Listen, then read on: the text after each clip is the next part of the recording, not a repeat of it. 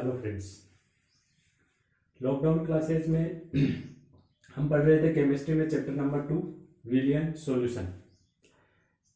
इससे पहले हमने 3 वीडियो इसके देख लिए हैं।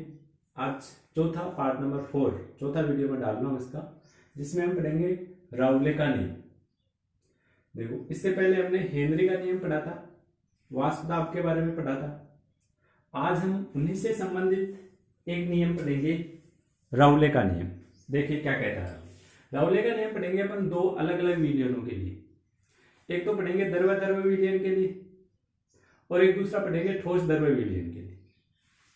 तो पहले हम पढ़ते हैं द्रव्य विलियन के लिए। वाष्पशील ये मैंने आपको पहले बताया था। वाष्पशील यानी द्रव्य, वाष्पशील विलेय या द्रव्य विलेय। वाष्पशील विलेय, वाष्पशील विलेय अर्थात द्रव्य। किसी द्रव्य विलेय पदार्थ को द्रव्य विलायक में ही घोल करके अपने को विलयन तैयार करना है, यानी वाष्पशील विलेय युक्त विलयन है। और इस विलयन के लिए हम पढ़ेंगे राउले का नियम। देखिए क्या कहता है राउले। मान लीजिए ये अपने पास में कोई पात्र है, इसमें मैंने ये द्रव्य विलायक ले रखा है। ये इसमें विलायक है कोई ए, ये द्रव्य है, और इसमें हम बोल देते हैं विलेय पदार्थ, और वो भी कैसा है? द्रव्य, वाष्पशील। कोई भी विलेय पदार्थ है बी। ये हमने इसके अंदर क्या कर दिया है? विलेय कर दिया है, घोल दिया है। विलायक और विलेय इन दोनों की कितनी कितनी मात्राएं हमने घोली है। मान लीजिए विलायक की जो मोलेंस है वो है x1, यानी इस विलयन में विलायक की कितनी मात्रा है? x1 मात्रा है। विलायक की मोलेंस हमने मान लिया है x1 और विलेय की मोलेंस हम मान लेते हैं x2। विलायक की मात्रा इतनी है और विलेय की मात्रा इतनी।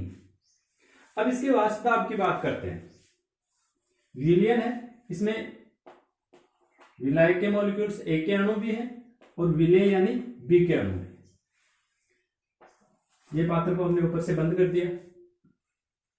वाष्प दाब यानी दोनों का वाष्पन होगा ए और बी, यानी विलायक और विलेय दोनों ही द्रव्य हैं, दोनों ही लिक्विड। द्रव्य होने का मतलब दोनों की वाष्प बढ़ेगी, ए की भी वाष्प बढ़ेगी और बी की भी, दोनों की वाष्प बढ़ेगी। ज्यादा वाष्प किसकी बनेगी? सीधी सी बात है, जिस विलायक या विलेय, जिस पदार्थ की मात्रा ज्यादा है। जैसे मान लीजिए मैंने जल में अल्कोहल घोला है, मान लीजिए मैंने 100 ml जल में 10 ml अल्कोहल घोल दिया, तो यहां पर कॉमन सी बात है, जल का वाष्प दाब, जल की वाष्पन की मात्रा, जल के वाष्पन की दर ज्यादा होगी। जल का वाष्पन अधिक होता है क्योंकि जल की मात्रा ज्यादा है। भाई जल की मात्रा ज्यादा है तो जल की भाप ज्यादा बढ़ेगी। अल्कोहल की मात्रा देखिए कितनी कम है, 10 ml मात्र, तो अल्कोहल की जो भाप है वो भी कम बनेगी। अर्थात यहां पर ए और बी की कितनी वाष्प बढ़ेगी ये डिपेंड करेगा इनकी मात्राओं पर, इनकी मोलेंस पर। जिसकी मोलेंस जितनी ज्यादा होगी उसकी भाप यानी उसकी वाष्प भी उतनी ही अधिक बढ़ेगी। समझ गए? ए और बी दोनों का मान लीजिए वाष्पन हो गया। वाष्प क्या करती है? दाब डालती है। ये बी की वाष्प के द्वारा डाला गया कुछ दाब है और ये ए की वाष्प के द्वारा डाला गया कुछ दाब है। इसको हम मान लेते हैं P1, इसको मान लेते हैं P2। कि जो विलायक है ए, उसकी जो भाप बढ़ी है उसके द्वारा डाला गया वाष्प दाब, इसकी सतह पर जो दाब डाला जाता है उसको हमने वाष्प दाब कहा था। इसको हम मान लेते हैं कि ये कितना है? P1 है। और जो विलेय है B, इसकी जो भाप बढ़ी है इसके द्वारा डाला गया जो आंशिक वाष्प दाब है वो हम मान लेते हैं P2। अब देखिए राउले क्या कहना चाहता है। राउले ये कहना चाहता है कि यहां पर जिस पदार्थ की मात्रा ज्यादा होगी, जिसकी मोलेंस ज्यादा होगी, उसका वाष्प दाब भी ज्यादा होगा। तो ये तो देखो सीधी सी कॉमन सी बात है, यहां पर दोनों पदार्थों में से जिसकी मात्रा ज्यादा है उसकी भाप ज्यादा बढ़ेगी और जिसकी भाप ज्यादा बढ़ेगी तो उसका दाब भी क्या होगा, ज्यादा ही होगा। मान लीजिए ए की मात्रा ज्यादा है तो ए की भाप ज्यादा बढ़ेगी, ए का दाब ज्यादा होगा। बी की मात्रा अगर ज्यादा है तो बी की भाप ज्यादा बढ़ेगी और बी का दाब क्या होगा, अधिक होगा। ये कहना चाहता है राउले। अर्थात जो वाष्प दाब है वो किसके समानुपाती होगा, उस अवयव की मोलेंस के समानुपाती होगा। यानी ए का वाष्प दाब जो P1 है वो ए की मोलेंस यानी x1 के समानुपाती होगा। अगर x1 का मान ज्यादा है, ए की मात्रा ज्यादा है तो इसका दाब ज्यादा होगा। और अगर बी की मात्रा यानी x2 का मान ज्यादा है तो बी के द्वारा डाला गया दाब जो P2 है वो भी क्या होगा, अधिक होगा। यानी P2 किसके समानुपाती होगा, x2 के समानुपाती होगा। ये है राउले का नियम वाष्पशील विलय यानी द्रव्य विलयन के लिए राउले का नियम। देखिए क्या कहना चाहता है राउले, ध्यान से सुनिए। किसी भी निश्चित ताप पर द्रव्य विलयन में प्रत्येक अवयव या प्रत्येक घटक का आंशिक वाष्प दाब उसकी मोलेंस के समानुपाती होता है। आगे समझे, किसी भी निश्चित ताप पर द्रव्य विलयन में किसी एक अवयव का आंशिक वाष्प दाब, चाहे वो ए है या बी है, किसी एक अवयव का आंशिक वाष्प दाब उस अवयव की मोलेंस के समानुपाती। जैसे ए का आंशिक वाष्प दाब ए की मोलेंस के समानुपाती होगा। अवयव बी का आंशिक वाष्प दाब बी की मोलेंस के समानुपाती होगा। यह है द्रव्य या वाष्पशील विलय युक्त जो विलयन होते हैं उनके लिए राउले का नियम। अब इसे हम देखो गणितीय रूप में लिखते हैं। तो देखिए राउले ने क्या कहा है कि जो P1 है विलय का आंशिक वाष्प दाब, ये तो किसके समानुपाती होगा, x1 के, विलय की मोलेंस के। और जो P2 है ये किसके समानुपाती होगा, x2 के समानुपाती होगा। ये है राउले का नियम। या फिर P1 बराबर, समानुपाती का चिन्ह हटाकर के बराबर का चिन्ह लगाते हैं तो अपने को एक स्थिरांक लगाना होगा। यहां पर हम स्थिरांक लगाएंगे P01 x1। सेम ऐसे ही यहां पर लगाएंगे P2 बराबर P02 x2।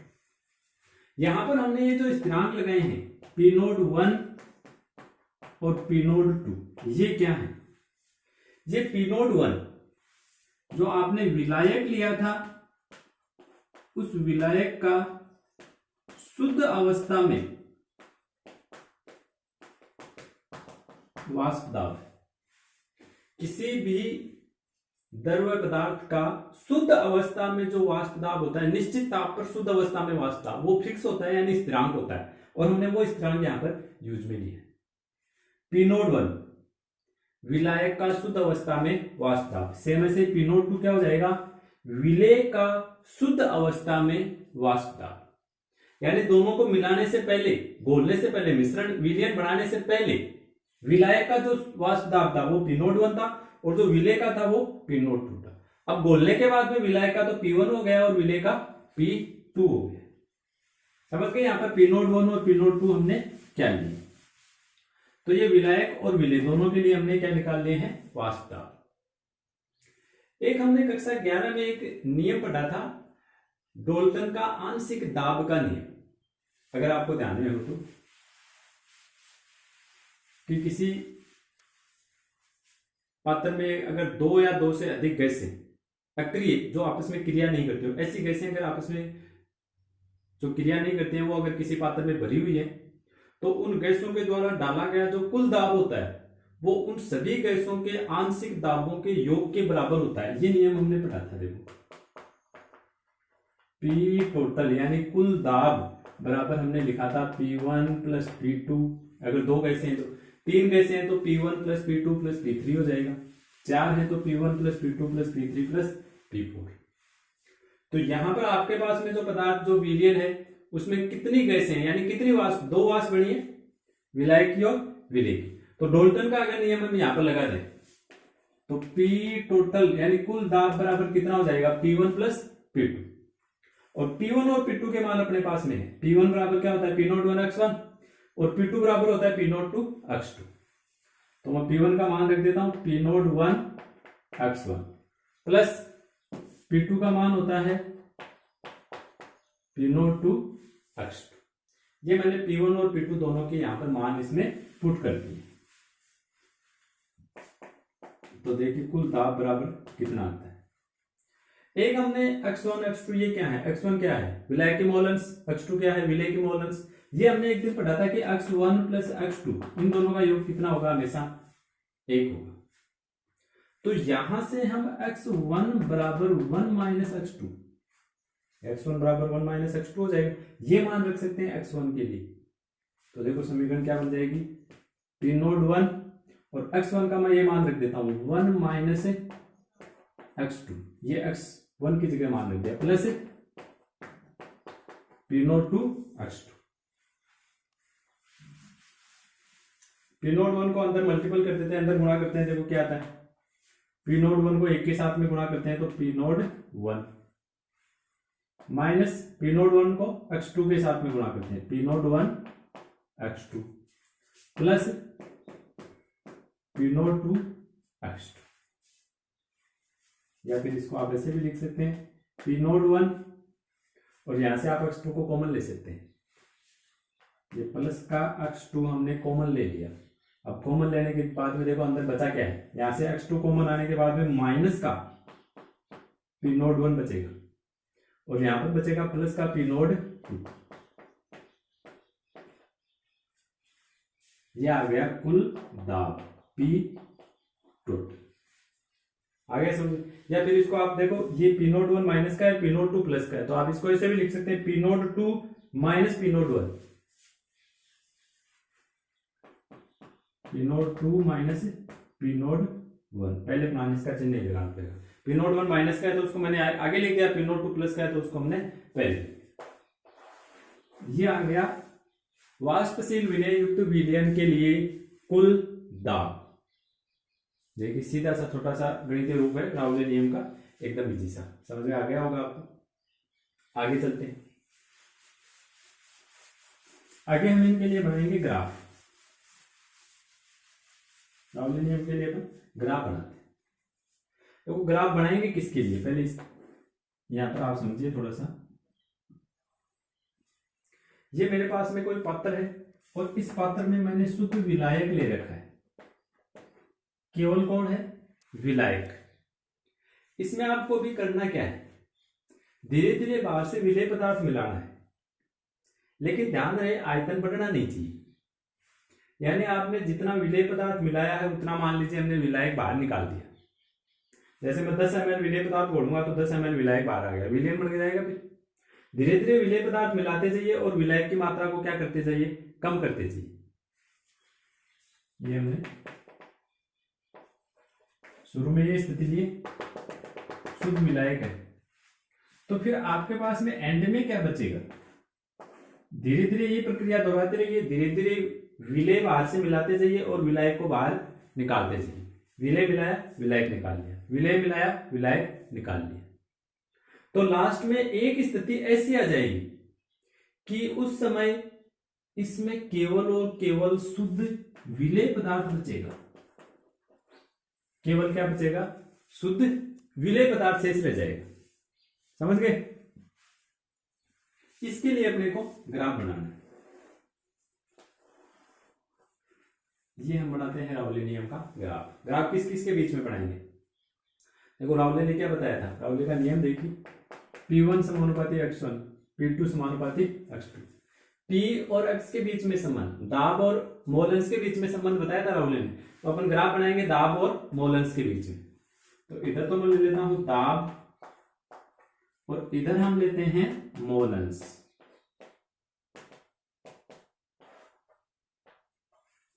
मोलेंस का मान ध्यान रखना दोनों तरफ बढ़ेगा। वैसे मोलेंस फिक्स होती है, x1 प्लस x2 बराबर हमेशा एक ही रहता है। लेकिन आप जैसे मान लीजिए बाएं से दाएं जा रहे हैं, बाएं से दाएं जाने पर अगर विलेय की मोलेंस बढ़ रही है तो विलायक की कम होगी, और पीछे की तरफ आने पर विलायक की बढ़ जाएगी, विलेय की कम हो जाएगी। क्योंकि मोलेंस के लिए हमेशा फिक्स होता है, मोलेंस सभी अवयवों की मोलेंस का योग हमेशा एक होता है। अगर आप एक पदार्थ की मोलेंस बढ़ा रहे हैं तो निश्चित ही किसी दूसरे पदार्थ की मोलेंस कम हो जाएगी, घट जाएगी। आप एक पदार्थ की मोलेंस को कम कर रहे हैं तो दूसरे पदार्थ की जो मोलेंस है वो बढ़ जाएगी। तो यहां पर हम जो ग्राफ बना रहे हैं इसमें विलेय पदार्थ की मोलेंस बढ़ेगी, यानी विलाय की क्या हो जाएगी, कम हो जाएगी। अलग अलग ग्राफ बनाएंगे, विलाय के लिए अलग बनाएंगे, विलेय के लिए अलग बनाएंगे, फिर दोनों को मिला देंगे तो वो विलयन का ग्राफ हो जाएगा। पहले देखो विलाय के लिए ग्राफ बनाते हैं। शुरू में विलाय का दाब कितना है, शुरू में यहां पर विलाय का आपके पास में शुद्ध अवस्था में है, और शुद्ध अवस्था में इसका जो वाष्प दाब है वो कितना हमने माना है, P01। तो मान लीजिए आपको ग्राफ में ये यहां पर मान मिल गया P01 का, ये ठीक है। और विलायक की मोलेंस x1 का मान कितना है प्रारंभ में, x1 का मान 1, क्योंकि यहां पर आपके पास में केवल शुद्ध विलायक है। विलेय पदार्थ की मात्रा, इसकी मात्रा तो आपके पास में 0 है, भी मिलाया नहीं हमने विलेय पदार्थ, तो x1 का मान कितना होगा प्रारंभ में, 1 होगा। x2 का मान शुरू में कितना है, 0। अब जैसे जैसे समय बीतता जा रहा है इस पात्र में विलायक की मात्रा क्या होती जा रही है, कम होती जा रही है, यानी x1 का मान 1 से कम। शुरू में x1 का मान कितना है, 1 है। जैसे जैसे आप विलायक की मात्रा बाहर निकाल रहे हैं, विलेय मिला रहे हैं, तो वैसे वैसे क्या होगा, वैसे वैसे यहां पर x1 यानी विलायक की मात्रा कम हो रही है, यानी विलायक की मोलेंस कम हो रही है, और लास्ट में विलायक की मोलेंस 0 हो जाएगी। यहां पर तो अपने पास में x1 का मान कितना है, 1 है। लास्ट में ये स्थिति आ गई, क्या बचा है, केवल विलेय पदार्थ बचा है, इसमें विलायक की मात्रा कितनी है, 0, यानी यहां पर लास्ट में आकर के x1 का मान कितना हो गया, 0 हो गया। अंत में आकर के x1 बराबर क्या हो जाएगा, 0। समझ गए। अब देखिए विलायक का दाब कम होगा या ज्यादा होगा। राहुल ने ये कहा था कि P1 समानुपाती है x1 के, x1 का मान बढ़ेगा, P1 का ही बढ़ेगा, विलायक का दाब बढ़ेगा। अगर विलायक की मोलेंस कम होगी तो दाब भी कम होगा। तो यहां पर देखो विलायक की जो मोलेंस है वो 1 से कम होते होते लास्ट में कितनी हो गई, 0 हो गई। तो जो विलायक का वाष्प दाब है वो भी धीरे धीरे कम होता होता लास्ट में कितना हो जाएगा, ये 0 हो गया। ये ग्राफ बनेगा विलायक के लिए, किसके लिए, ये विलायक के लिए। P1 बराबर P01 x1, इस समीकरण के लिए हमने ये ग्राफ बनाया, विलायक की समीकरण के लिए। अब सेम ऐसे ही विलेय के लिए, विलेय का शुरू में यहां पर दाब कितना है, शुरू में x2 का मान कितना है, इसमें 0 है, क्योंकि विलेय पदार्थ हमने अभी इसमें मिलाया नहीं है, विलेय 0 है इसमें। अगर विलेय 0 है तो विलेय की मोलेंस अगर 0 है तो दाब कितना होगा, P2 समानुपाती x2 का मान अगर 0 है, विलेय की अगर मात्रा ही नहीं है तो विलेय का दाब कहां से होगा, विलेय का दाब कितना होगा, 0। फिर धीरे धीरे आप विलेय पदार्थ की मात्रा बढ़ा रहे हैं और लास्ट में विलेय पदार्थ की मात्रा कितनी हो जाएगी, 1, क्योंकि विलेय का आपने सारा बाहर निकाल दिया, अंदर जो कुछ भी बचा है वो क्या है, विलेय पदार्थ है। तो लास्ट में विलेय की मात्रा कितनी हो गई, 1 हो गई। अब इस स्थिति में इस विलेय का वाष्प दाब कितना है, शुद्ध अवस्था में विलेय पदार्थ बच गया और शुद्ध अवस्था में हमने इसका वाष्प दाब माना था P02। तो मान लीजिए ग्राफ में आपको P02 का मान लो यहां पर मिल गया, हो सकता है विलायक से कम हो, ज्यादा हो, कहीं पर भी मिल सकता है आपको।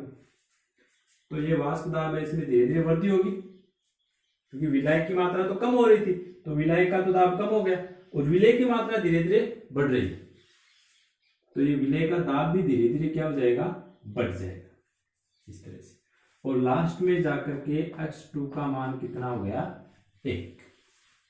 शुरू में x1 का मान 1 था, धीरे धीरे कम होता हो, x1 का मान कम होते होते 0 हो गया, दाब भी कम होते होते 0 हो गया।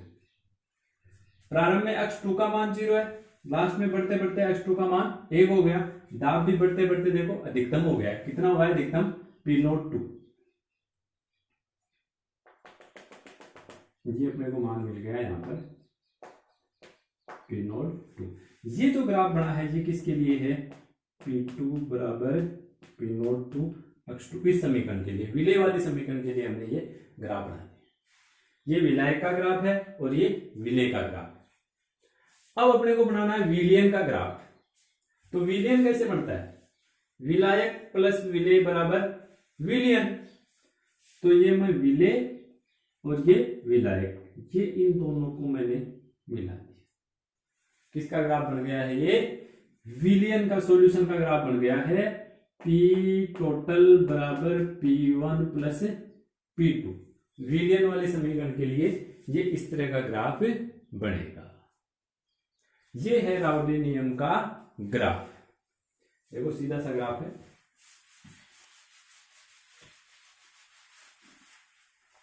विलय की मात्रा धीरे धीरे कम होती है तो वाष्प दाब भी धीरे धीरे कम हो गया।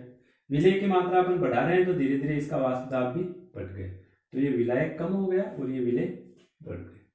विलायक और विलय दोनों को मिला देंगे तो ये किसका ग्राफ बन जाएगा? विलयन के लिए ग्राफ बन जाएगा। चलिए आगे बढ़ते हैं, मिटा दो इसको।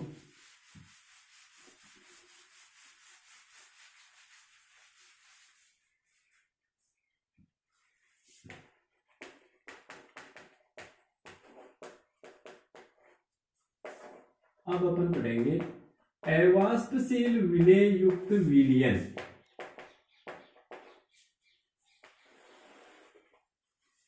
के लिए राउले का नियम। अवाष्पशील विलेय युक्त जो विलयन होते हैं उनके लिए राउले का नियम पढ़ेंगे।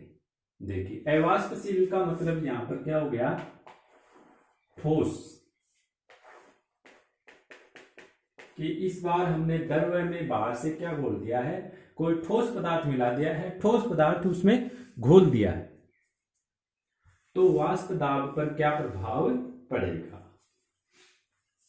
ये वैसे हमने पहले पढ़ा भी था पिछले वीडियो में ही। ये कोई द्रव्य विलायक है, इसकी मोलर सम मान लेते हैं, इसमें कितनी है? X1।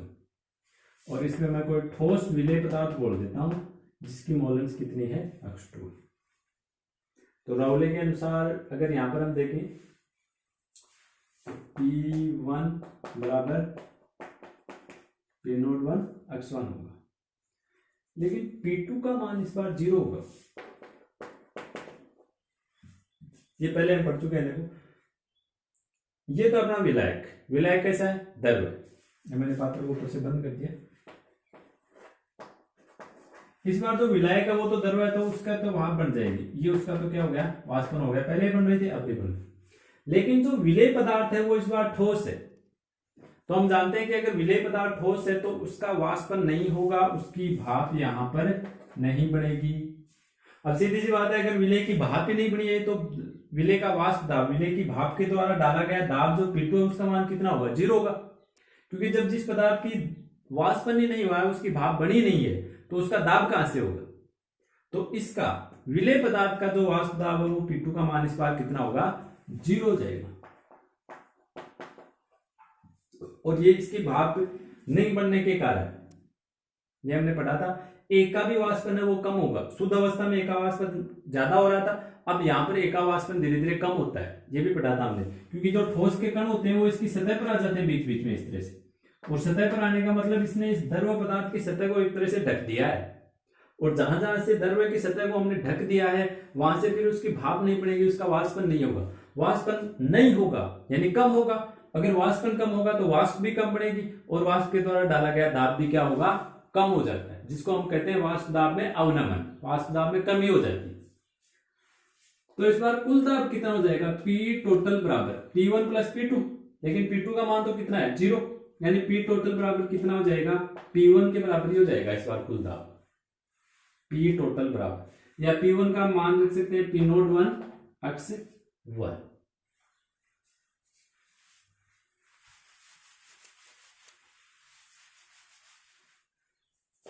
अपन ये लिखते हैं P टोटल बराबर P1 प्लस P2। तो P टोटल बराबर हम P1 का तो ये मान रख दिया मैंने P01 X1। लेकिन हम जानते हैं कि इस बार जो P2 है उसका मान कितना हो गया?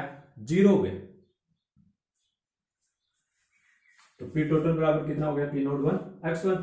या X1 का आप मान रख सकते हैं 1 माइनस X2, अभी रखा था हमने। तो कुल दाब, इसको मैं P से लिखा हूं, P बराबर P naught 1 into 1 minus 1 minus x2, कुल दाब बराबर ये समीकरण आ गया अपने पास। पी नोट 1 माइनस x2, तो ये हमने मान रख दिया इसमें। पी नोट 1 को अंदर गुणा कर देते हैं, मल्टीपल कर देते हैं अंदर। तो पी नोट 1 को 1 से गुणा करेंगे तो पी नोट 1 माइनस ये हमने x2 के साथ इसको गुणा कर दिया, मल्टीपल कर दिया। या फिर यहां से देखिए हम पी नोट 1 x2 बराबर क्या लिख सकते हैं, पी नोट 1 x2 बराबर, इसको तो मैं इधर ले आया तो ये प्लस का हो जाएगा माइनस से, और इस पी को मैं ले जाता हूं इधर, पी नोट 1 माइनस पी। ये देखिए अपने पास में किसकी वैल्यू आ गई है, एक मिनट इधर ध्यान देंगे।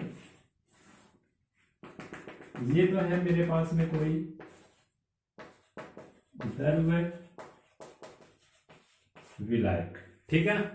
शुद्ध अवस्था में द्रव्य विलायक है तो इसका वास्तव कितना होगा, पी नोट 1। और अब इसमें मैंने बाहर से कोई ठोस पदार्थ बोल दिया, और ठोस बोलने के बाद में हमने विलयन का कुल वाष्प दाब कितना माना था, पी टोटल, जिसको मैं पी से लिख रहा हूं। अब वाष्प दाब कम होकर के, अब कम हो गया ठोस बोलने के बाद में, कितना हो गया है, पी हो गया। पहले वाष्प दाब ज्यादा था, पी नोट 1 था, अब कम होकर के कितना हो गया, पी हो गया। तो वाष्प दाब में कमी कितनी हो गई, यहां पर तो वाष्प दाब में कमी हो रही है, उसको हम कहेंगे वाष्प दाब में अवनमन, कमी को हम कहते हैं अवनमन। तो कितनी कमी हो गई, पहले तो दाब इतना था मेरे पास में, अब कम होकर के इतना हो गया, तो कितनी कमी हो गई, पी नोट 1 माइनस पी। और ये मान आ रहा है देखो, पी नोट 1 माइनस पी। वाष्प दाब में कितनी कमी हो गई है, ये इतनी कमी हो गई, पी नोट 1 इंटू x2। वाष्प दाब में अवनमन बराबर हो जाएगा पी नोट 1 माइनस पी। इसको अपन क्या कहते हैं, वाष्प दाब में अवनमन। और एक होता है वाष्प दाब में आपेक्षिक अवनमन।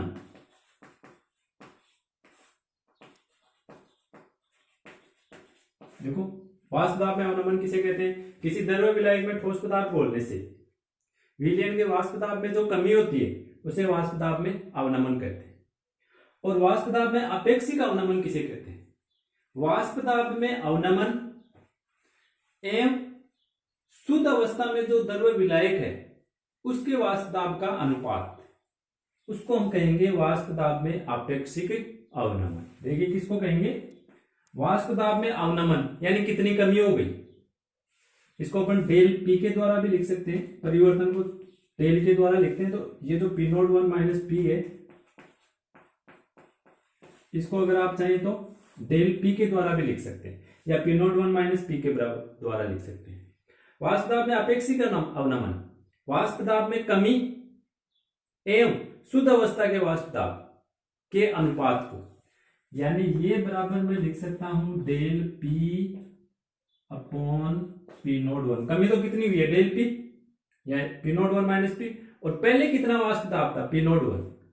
या आप इसको लिख सकते हैं पी नोट 1 माइनस पी बटे पी नोट 1। इसको हम कहते हैं वाष्प दाब में अपेक्षिक अवनमन, जिसे हम आगे चल करके विस्तार से डिटेल से पढ़ने वाले हैं। एक तो होता है अवनमन, एक होता है अपेक्षिक अवनमन। अवनमन यानी कितनी कमी हो गई, और अपेक्षिक अवनमन यानी कितनी कमी हो गई, जो कमी हुई है वो, और पहले जो वाष्प दाब था, उन दोनों का अनुपात। तो यहां से आप अनुपात में अपेक्षिक अवनमन भी निकाल सकते हैं। ये तो किसका मान आ गया है आपके पास में, वाष्प दाब में अवनमन का, जिसको आप लिख सकते हैं डेल पी के द्वारा। और अपेक्षिक अवनमन कितना होता है, पी नोट 1 माइनस पी बटे पी नोट 1। तो इस पी नोट 1 को अपन अगर पक्षांतर करके इधर लेंगे तो ये भाग में आएगा इसकी, तो समीकरण ये बनेगी पी नोट 1 माइनस पी बटे पी नोट 1 बराबर किसके हो गया, x2। x2 क्या है यहां पर, विलेय पदार्थ की मोल अंश। अर्थात हम ये कह सकते हैं कि किसी विलयन के वाष्प दाब का अपेक्षिक अवनमन आपेक्षिक अवनमन विलेय पदार्थ की मोलेंस के समान होता है, बराबर होता है। बराबर है, देखो समानुपाती मत बोल देना आप इसको। किसी विलयन के वाष्प दाब में आपेक्षिक अवनमन विलयन में उपस्थित विलेय पदार्थ की मोलेंस के समान होता है या उसके बराबर होता है। ये राउले के नियम के द्वारा हम कह सकते हैं। आगे बात समझ। ये था राउले का नियम दोनों विलयनों के लिए। पहले हमने पढ़ा द्रव्य विलयन के लिए राउले का नियम पढ़ा, फिर उसका हमने गणितीय रूप देखा, फिर उसकी ग्राफीय व्याख्या। ये है ठोस द्रव्य विलयन की राउले नियम की गणितीय व्याख्या होगी। और इसमें साथ ही साथ हमने वाष्प दाब में अवनमन और अपेक्षिक अवनमन, या आगे अपने काम में आएगा अपेक्षिक अवनमन, डिटेल से पढ़ेंगे इसके। तो वहां पर अपन यहां से डायरेक्ट आप यहां से स्टार्ट कर सकते हैं, या आप शुरू से निकालना चाहें तो शुरू से स्टार्ट कर सकते हैं।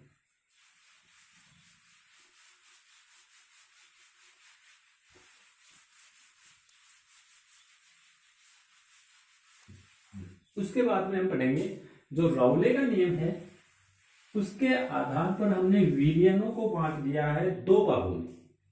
राउले नियम के आधार पर विलयन दो प्रकार के होते हैं। नंबर 1 आदर्श विलयन और नंबर 2 अनादर्श विलयन। दो प्रकार के विलयन होते हैं। आदर्श विलयन कौन से होंगे? जो सभी सांद्रताओं पर राउले नियम की पालना करते हैं, वो आदर्श विलयन होते हैं।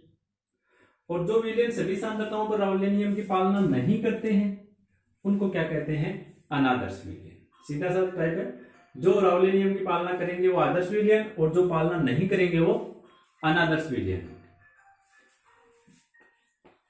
आदर्श विलयन के लिए आप क्या क्या कह सकते हैं?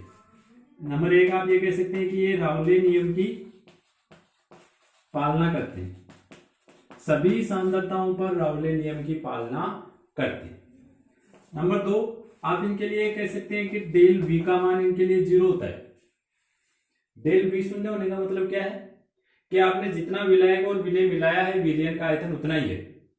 जैसे मैं ये कहूं कि मैंने 200 ml विलायक लिया और इस 200 ml विलायक में मैंने 20 ml विलेय पदार्थ घोल दिया, तो जो विलयन बना है उसका आयतन अगर 220 ml है, 220 ml होने का मतलब डेल वी का मान 0 है। आयतन में कोई परिवर्तन नहीं हुआ, जितना आपने मिलाया 220 मिलाया आपने 220 ही हुआ।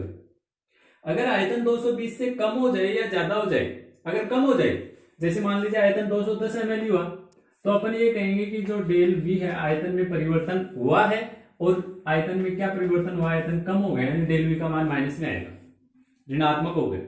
और मान लीजिए हम 200 और 220 ml को मिलाते हैं और उसके बाद में जो विलयन बनता है उसका आयतन मान लीजिए 250 ml हो गया, आयतन बढ़ गया, तो हम ये कहेंगे कि डेल वी का मान बढ़ गया, यानी डेल वी बराबर हम लिखेंगे पॉजिटिव। ठीक है, वो अनादर्श विलयन में होता है। तो आदर्श विलयन में आप ये कह सकते हैं कि डेल वी बराबर 0 होता है। आदर्श विलयनों के लिए डेल एच का मान भी 0 होता है। डेल एच 0 का मतलब क्या है कि विलायक और विलेय को जब आप एक जगह मिलाएंगे तो न तो उष्मा का कोई अवशोषण हुआ है, देखो एंथैल्पी में कितना परिवर्तन हुआ है? 0, यानी न तो उष्मा का अवशोषण हुआ है न ही उत्सर्जन, अर्थात विलयन न तो उष्मा शोषी है और न ही उष्मा क्षेपी। डेल एच बराबर 0। नंबर 3 आप ये कह सकते हैं कि विलायक को मान लेते हैं ए और विलेय को हम मान लेते हैं बी। घोलने से पहले, विलयन बनाने से पहले जो ए के अणु है, इन ए के अणुओं में मान लीजिए जो आकर्षण बल लग रहा है, और बी के अणुओं में जो आकर्षण बल लग रहा है, ए और बी दोनों भी पृथक है, दोनों अलग अलग शुद्ध अवस्था में। तो इनमें जो आकर्षण बल लग रहा है जिसे हम ससंजन बल कहते हैं, ए ससंजन बल और बी ससंजन बल, इन दोनों का मान घोलने के बाद में ए बी ससंजन बल के बराबर होगा। कहने का मतलब कि घोलने से पहले विलायक के अणुओं में और विलेय के अणुओं में जितना आकर्षण बल लग रहा है, मान लीजिए ये दो विलायक के अणु हैं और ये एक दूसरे को आकर्षित कर रहे हैं, ये दो विलेय के अणु एक दूसरे को आकर्षित कर रहे हैं, और हमने क्या कर दिया? दोनों को एक जगह मिला दिया, विलयन बना दिया। तो विलयन बनाने के बाद में विलायक और विलेय के अणु बीच बीच में आ जाते हैं। तो ये मान लो विलायक अणु और ये विलेय अणु, तो इन दोनों के बीच में कितना आकर्षण बल लगेगा? उतना ही लगेगा जितना पहले विलायक या विलेय में लग रहा था, उतना ही आकर्षण बल यहां पर लगेगा। इसका मतलब ये कि जितना आकर्षण बल विलायक में लग रहा था, विलेय में लग रहा था अलग अलग शुद्ध अवस्था में, उतना ही उनमें विलयन बनाने के बाद में, मिश्रित करने के बाद में आकर्षण बल न तो कम होता है और न ही ज्यादा होता है। अगला पॉइंट, ऐसा कब हो सकता है? ऐसा तब हो सकता है जब ए और बी दोनों सेम सेम हो, दोनों में ज्यादा डिफरेंट नहीं हो। उस स्थिति में ऐसी कंडीशन उत्पन्न हो सकती है, अर्थात लगभग समान गुणों वाले विलायक और विलेय हो तब। अर्थात आप ये कह सकते हैं कि आदर्श विलयन का निर्माण कब होता है? जब लगभग समान गुणों वाले विलायक और विलेय को एक जगह मिलाया जाता है, तो आदर्श विलयन का निर्माण होता है। कंप्लीट रूप पूरी तरह से समान नहीं हो सकते, लेकिन भौतिक और जो रासायनिक गुण है वो विलायक के और विलेय के क्या होते हैं? लगभग समान होते हैं। ये हैं आदर्श विलयन के कुछ पॉइंट, आदर्श विलयन के कुछ गुण। साथ ही इसके उदाहरण, देखो उदाहरण आप यहां से बता सकते हैं, लगभग समान गुणों वाले, जैसे ये आदर्श विलयन के उदाहरण बता रहा हूं, जैसे normal hexane plus normal heptane. जैसे मैं नॉर्मल हेक्सेन और नॉर्मल हेप्टेन को एक जगह मिला दूं, विलयन बना दूं दोनों को, तो दोनों लगभग सेम सेम ही है, तो दोनों का आदर्श विलयन बनेगा। 1 ब्रोमोब्यूटेन प्लस 2 ब्रोमोब्यूटेन, देखो दोनों सेम सेम है। 1 ब्रोमोब्यूटेन में मैंने 2 ब्रोमोब्यूटेन दोनों को एक जगह मिला दिया, सेम सेम है, तो दोनों का कैसा विलयन बनेगा? आदर्श विलयन बनेगा। या जैसे मैंने मिला दिया methanol, methyl alcohol plus ethyl alcohol, methanol plus ethanol, इन दोनों को एक जगह मिला दिया, दोनों सेम सेम ही अल्कोहल है, दोनों में ज्यादा डिफरेंट नहीं, तो दोनों से बनने वाला जो विलयन है वो कैसा होगा? आदर्श विलयन होगा। आप इस तरह के और कोई भी आपको जो भी बढ़िया उदाहरण लगे वो आप बता सकते हैं। जैसे बेंजीन में हम टोलुइन मिला सकते हैं, क्लोरोबेंजीन और ब्रोमोबेंजीन को हमने मिला लिया, इस तरह के आदर्श विलयनों के उदाहरण होंगे। तो ये आदर्श विलयन इसी के साथ में कंप्लीट हो गया। उसके बाद में अनादर्श विलयन, उसके बारे में हम पढ़ेंगे अगले वीडियो। आदर्श विलयन तक हमने पढ़ लिया है, कंप्लीट हो गया। यहां तक आप पढ़ लीजिए। आपका कोई भी क्वेश्चन हो तो आप कमेंट कर सकते हैं। आपका जो भी क्वेश्चन है, जैसा भी क्वेश्चन है, कोशिश करेंगे जल्दी से जल्दी उसका आंसर देने की। धन्यवाद।